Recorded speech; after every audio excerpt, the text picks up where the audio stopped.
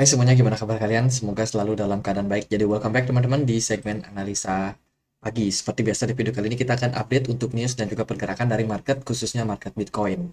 Hari ini kita ada di hari Minggu teman-teman, tanggal 18 Juni ya. Market hari Minggu biasanya nggak terlalu banyak event, dari kalender ekonomi pun juga nihil, nggak ada event.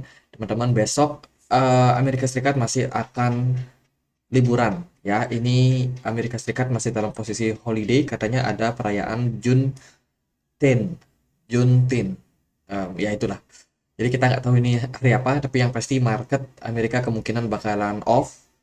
Forex mungkin masih akan jalan ya teman-teman. Kalau kita lihat ada beberapa news di hari Selasanya teman-teman. Salah satunya adalah Buller, Buller speech. Hati-hati ya, ini Buller ini biasanya dia hawkish teman-teman. Jadi ada speech dari salah satu member FOMC dan tentunya ini akan cukup penting untuk kita dengarkan seperti apa speech-nya di hari Selasa. Jadi masih harus berhati-hati. Hari Rabunya kita akan dapat beberapa data seperti CPI dari Inggris. Ini mungkin akan berdampak bergejolak sama sama forex ya, market forex dari Amerika dan juga Inggris. Kemudian juga hari Selasanya ini akan sangat penting di teman-teman. Di hari Kamis maksudnya teman-teman. Di hari Kamis ini akan sangat penting eventnya karena akan ada speech dari Jerome Powell, ada memberikan testimoninya dan akan melihat seperti apa outlook daripada progres mereka buat kedepannya, terutama masalah inflasi. Ini akan sangat-sangat penting testimoninya. Kita akan lihat apakah yang akan dibilang Jerome Powell. Tapi kalau dia seandainya nggak ngomong hal yang penting pun, mungkin akan direspon positif sama market. Terutama kalau ada pernyataan-pernyataan yang hawkish. Jadi itu ya beberapa data yang akan kita lihat yang akan sangat-sangat penting buat kedepannya. Nah, ini adalah data Fear and Greed Index, teman-teman. Kalau kita lihat dalam beberapa waktu, posisi market masih cenderung netral ya. Secara global, secara market crypto sentimen itu netral-netral aja. Padahal kemarin kita diterjang FUD dan segala macam. Tapi sebenarnya kondisi dari market sekarang masih sedang baik-baik saja. Kalau kita perhatikan juga dari sisi altcoin season, sementara kita lagi berada dalam Bitcoin season. Kita masih dapat poin 20 ya. It is Bitcoin season. Kalau kita lihat dari chart indeksnya, kita berada dalam posisi yang sangat-sangat di bawah. Ekspektasinya tentunya kita mengarah kepada all season. Tapi sekarang sih memang benar kondisi dari BTC dominantnya sangat-sangat kuat. Sehingga mungkin altcoin semuanya pada tertekan juga ya dengan posisi sekarang. Ini ya data soal balance sheet dari Amerika Serikat. Dan kalau kita lihat dari datanya, balance sheet-nya memang sudah mengalami fase penurunan setelah beberapa kali kenaikan suku bunga. Dan sekarang The Fed memutuskan untuk pause. Ya, suku bunga stabil teman-teman. Dan tentunya ini mungkin akan berpeluang kembali menurun lagi. Untuk balance sheet-nya ya. Terus ada data yang lain, ada berita yang lain itu datang dari JP Morgan. JP Morgan mengatakan bahwa Ethereum bisa aja dikategorikan kategori lain selain selain dikategorikan sebagai sekuritas. Kita tahu nih Ethereum kemarin sempat dicap sebagai sekuritas, tapi akhirnya Ethereum keluar dengan sangat mudahnya melenggang, teman-teman. Ya, Ethereum keluar daripada jeratan yang namanya stigma kalau dia itu adalah sekuritas, tapi JP Morgan masih memperingatkan bahwa Ethereum bisa aja dikategorikan sesuatu yang beda, sesuatu yang lain di luar sekuritas. Jadi intinya dia mau ngasih ngefan nih, mau mau menakut-nakuti kita semua. Kalau Ethereum ini bisa aja ya dikategorikan lain, teman-teman. Jadi harus waspada lu kalau pegang Ethereum. Jadi niatnya seperti itu ya. Ya, so far Ethereum masih aman kalau kita perhatikan. Dari berita yang lain, ini ada data yang cukup penting dari Glassnode. Data dari Glassnode ini menunjukkan beberapa drawdown atau penurunan terdalam yang terjadi pada market. Ini kita cek ya datanya. Kondisinya sekarang kalau kita lihat Bitcoin dan juga Ethereum masih cenderung dalam posisi yang cukup bersaing. Ethereum itu sempat sempat apa namanya drop cukup signifikan di kasusnya Coinbase kemarin, teman-teman, komplain Coinbase di sekitaran 11 Juni kemarin. Itu harga Ethereum rata-rata pada anjlok ya lumayan signifikan. Padahal pada kasus Binance kemarin itu posisi dari pergerakan Ethereum masih lebih baik daripada Bitcoin. Jadi ini di fase dari 11 Juni sampai sekarang tanggal 18 itu menunjukkan memang fase di mana Bitcoin ini lebih perform bagus daripada altcoin yang lain. Kemudian kalau kita lihat dari data Glassnode yang di bawah ini soal exchange outflow atau keluarnya beberapa aset-aset besar termasuk itu Bitcoin, Ethereum dan juga stablecoin dari berbagai exchange, teman-teman. Kalau kita melihat dari datanya, terus terjadi penurunan. Ya, ini kasusnya waktu Binance complain. Itu tanggal 5 Juni, teman-teman. Kepemilikan dari banyak exchange itu berkurang ya untuk balance-nya, terutama koin-koin besar seperti Bitcoin, Ethereum, dan juga stablecoin. Stablecoin sih yang paling parah, teman-teman.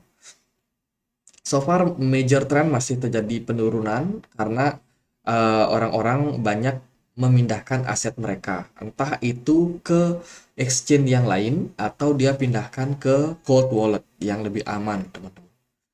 Ini juga data dari Binance Major Asset Balance. Jadi Binance Major Assetnya termasuk di dalamnya ada Binance US serta Exchange Binance. Kalau kita perhatikan sih yang pegang stablecoin itu sangat-sangat banyak yang keluar. Terjadi penurunan outflow ini sejak Januari kemarin ya. Menurun jumlah kepemilikan daripada kepemilikan daripada gininya stablecoinnya, teman-teman. Ini dikarenakan karena banyak yang beli, entah itu beli Bitcoin atau Ethereum atau altcoin, dan terus berlanjut penurunannya waktu kasus daripada Binance. Terus kalau kita lihat dari kepemilikan Ethereum, ini juga anjlok lumayan signifikan. Ini sejak kira-kira bulan Juni ya, sejak kasusnya daripada Binance itu, jumlah kepemilikan dari Ethereum terus mengalami degradasi. Yang turun lumayan signifikan ya Ethereum atau altcoin yang lain. Sementara dari Bitcoin sendiri posisinya masih cenderung bagus, meskipun ada sedikit penurunan. Ini juga data dari 24 week untuk balance sheet daripada Coinbase. Kurang lebih sama di Coinbase menunjukkan terjadi tren penurunan. Hanya saja stablecoin dalam Coinbase itu masih cenderung agak stabil, lebih stabil lah daripada Bitcoin. Bitcoin yang keras mendapatkan pressure penurunan. Ini juga data soal next volume untuk exchange, breakdown by USD.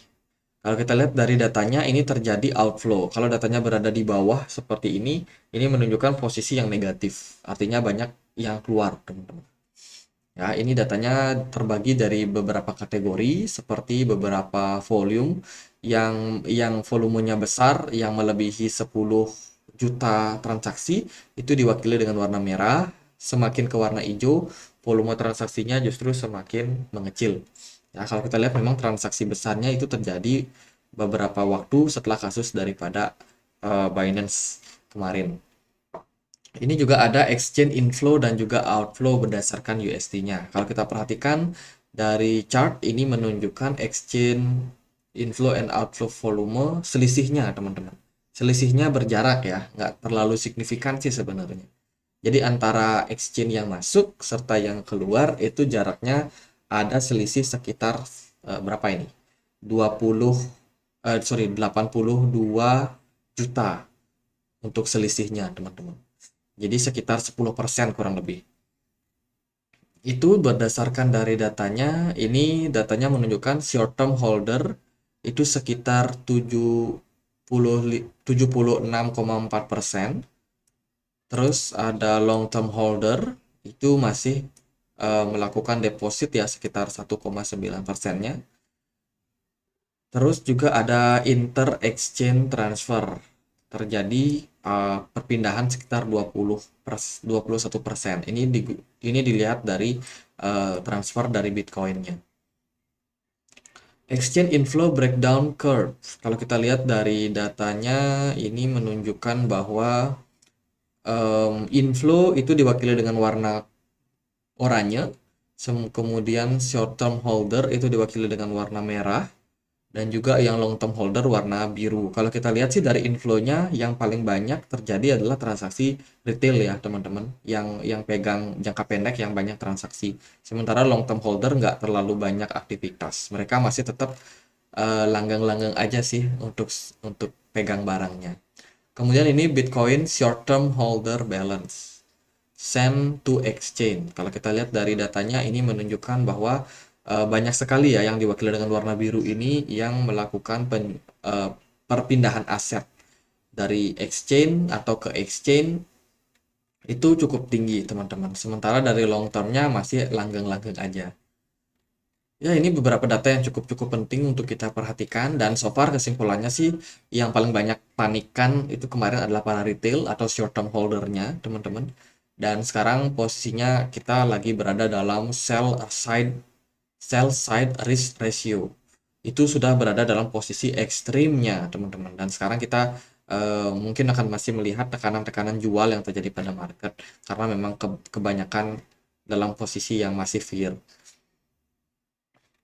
Ya, itu sementara teman-teman. Jadi kesimpulannya short term holder paling banyak mendominasi pergerakan, sementara long termnya masih cukup langgeng-langgeng aja.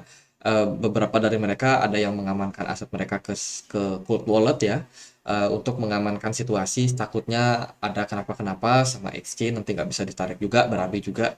Jadi mereka lebih baik cari aman aja. Oke, itu sih kalau kita lihat dari beberapa data, teman-teman, market menurut saya masih akan cenderung baik-baik saja.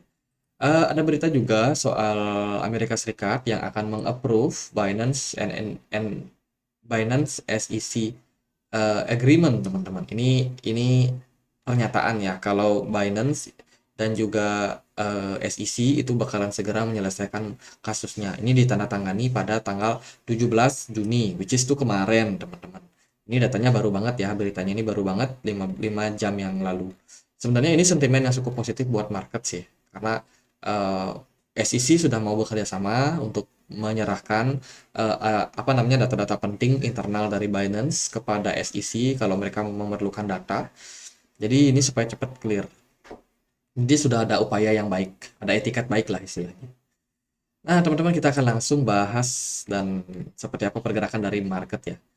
Bitcoin bergerak cukup impulsif di perdagangan kemarin. Memang trennya terjadi sinyal positif. Ini kalau kita lihat dari RSI menunjukkan bahwa tren menunjukkan adanya bullish divergence terjadi pada time frame 4 jam, pergerakan Bitcoin cenderung menguat. Dan kalau kita lihat dari pergerakan chart, sebenarnya Bitcoin ini cukup positif. Sekarang ya, teman-teman, setelah penurunan yang terjadi sebelumnya, kini Bitcoin udah mulai menunjukkan fase-fase pemulihan. Kita sih ekspektasinya ini ekspektasi lagi, teman-teman. Kita udah clear di wave C. Kemarin kita udah drop lumayan signifikan sampai 24.800, 24.900. Itu adalah target yang memang cukup realistis untuk kita lihat pada pergerakan Bitcoin. Apalagi kalau kita tarik dari swing low ke swing high, kita akan menemukan Fibo 61,8 itu sudah tercapai. Itu adalah ekspektasi kita untuk running wave C-nya. Dan sekarang target berikutnya adalah Bitcoin kembali dalam posisi rally. Untuk targetnya kemana? Teman-teman, kalau Bitcoin dalam posisi yang bagus, kalau market mendukung itu artinya indeks dolarnya turun. Kemudian S&P 500-nya bullish. Mungkin gold dalam posisi yang stabil. Itu akan memberikan sentimen yang cukup positif. Apalagi dari sentimen-sentimen seperti FUD itu udah mulai berkurang, maka ekspektasi kita Bitcoin masih bisa rally ke kisaran 34.800. Ini long term picture ya, apa namanya? Mid to long term lah istilahnya. Jadi targetnya bakalan ke sana. Cuman kembali lagi kita harus melihat seperti apa kondisi dari beberapa data. Ingat tadi tuh hari Kamis kita akan dapat apa namanya testimoni dari Jerome Powell. Itu akan sangat-sangat penting karena itu berhubungan sama proyeksi Jerome Powell soal inflasi. Apakah mereka beneran pengen naikin sekitar dua kali suku bunga lagi atau justru itu cuma apa ya eh, sebuah ancaman aja dari Jerome Powell. Ya, itu sih proyeksi saya terhadap Bitcoin. Sementara saya masih melihat Bitcoin ini dalam fase bullish selama Bitcoin ini masih berada dalam posisi-posisi yang cukup realistis, terutama itu di kisaran atas level support 25.000. Saya masih cukup expect kalau Bitcoin masih bisa rally. Kecuali kalau Bitcoinnya udah drop dari level itu, mungkin skenario-nya akan sedikit berubah-berubah. Dari pergerakan smart money di perdagangan kemarin mulai muncul teman-teman di time frame 4 jam. Ini berita yang cukup bagus. Semoga realisasinya di perdagangan hari ini, besok itu masih akan sangat positif. Semoga seperti itu. Nah, kita kan mau closing time frame weekly. Kalau kita lihat dari progres pergerakan time frame weekly, sementara satu candle hijau ini merupakan sinyal yang positif. Akan lebih positif bila mana Bitcoin kembali mampu rally naik di atas dari 26.000 mungkin ke 27.400. Itu akan menjadi sentimen yang sangat-sangat positif buat market. Cuman ya itulah, sekarang udah sedikit rally dikit aja udah lumayan sih sebenarnya. Dari time frame weekly pun Dari time frame daily pun udah menunjukkan beberapa candle yang menunjukkan ini buyer lagi coba untuk take the lead, teman-teman. Buyer lagi coba untuk menginvasi para seller yang kemarin nge-short kelamaan. Sekarang target terdekatnya sih untuk Bitcoin naik ke 27.300, 27.400. Itu target terdekatnya karena di sana ada support trendline yang melintang, teman-teman. Dari posisi smart money di time frame daily hanya ada setitik sinyal buy udah muncul di sini dengan titik hijau ya. Ya, semoga aja market cukup positif buat ke depannya. Outlook saya gitu aja. Semoga videonya bisa bermanfaat teman-teman. Dan kalau teman-teman ada pertanyaan lain, ada koin lain buat dibahas, feel free aja untuk tulis langsung di kolom komentar. Jangan lupa juga untuk join di komunitas kami. Kita punya portal informasi di mana kita selalu sharing update terbaru soal informasi perihal Bitcoin ya. Itu teman-teman boleh untuk join di update news Bitcoin. Di sini kita banyak sekali sharing-sharing untuk informasi terbaru-terbaru dari Bitcoin dan juga kripto yang lain. Seperti kemarin kasusnya FAT, Binance, mereka udah kasih klarifikasi juga, update tentang Matic, aku juga udah sharing kemarin. Jadi gitu, teman-teman, kita juga ada komunitas diskusi di Telegram buat teman-teman yang butuh teman-teman diskusi, meramaikan malam minggu yang sepi. Boleh dong join di komunitas kami, linknya bisa temukan di kolom deskripsi. Sekian aja teman-teman, akhir kata saya Andre, makasih.